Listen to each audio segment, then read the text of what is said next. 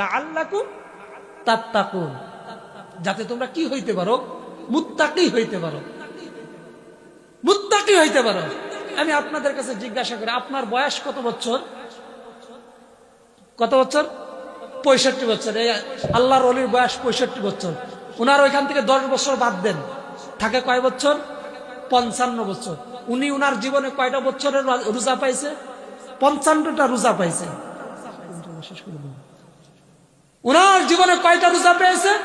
55টা রোজা পেয়েছে। আজকে উনার কাছে ভালো করে জিজ্ঞাসা করেন, আপনার জীবনে আপনি 55টা রোজা পায়ে আপনি কি মুত্তাকি হয়েছেন বলেন?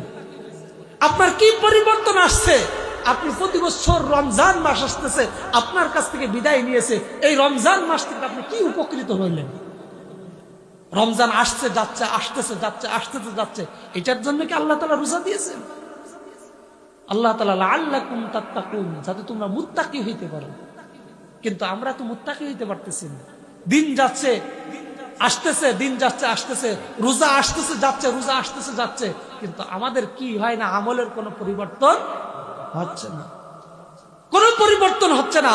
আল্লাহ রাব্বুল আলামিন যদি আপনাকে জিজ্ঞাসা করে, আমি তোমার জীবনে 55টা রমজান মাস দিয়েছি, তুমি এই 55টা রমজান মাসে রোজা রেখে কি উপলব্ধি অর্জন করছো, কি তাকওয়াবান হয়েছো, কি আমাকে ভয় করছো, কিভাবে কি উত্তর দিবেন আপনাকে? বল, আপনি আল্লাহ তাআলাকে কি উত্তর দিবেন? আছে আপনার কাছে কোনো উত্তর?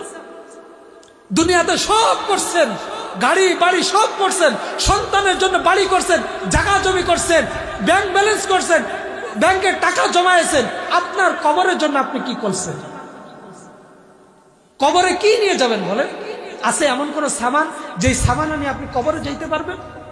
আপনার জীবনে এমন কোন আমল আছে যে আমলের দ্বারা আপনি কবরের আযাব পাড়ি দিতে পারবেন? আপনার জীবনে এমন কোন আমল আছে যে আমলের দ্বারা আপনি হাসরের ময়দান পাড়ি দিতে পারবেন? আপনার জীবনে এমন কোন আমল আছে যে আমলের কারণে আপনি ফুল সিরাত পাড়ি দিতে পারবেন? আছে এমন কোন আমল? তাহলে কিসের আশায়, কিসের নেশায় ঘুরেন? কিসের আশায়, কিসের নেশায় ঘুরেন?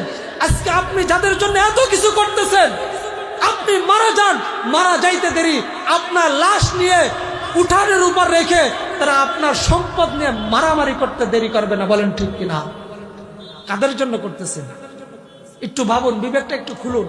আপনাকে আল্লাহ তাআলা বিবেকবান বানাইছে, মেমোরি দিয়েছে, আপনাকে দুনিয়া কামাই করার জন্য না, আপনাকে আল্লাহ তাআলা বিবেক দিয়েছে আখিরাত কামাই করার জন্য।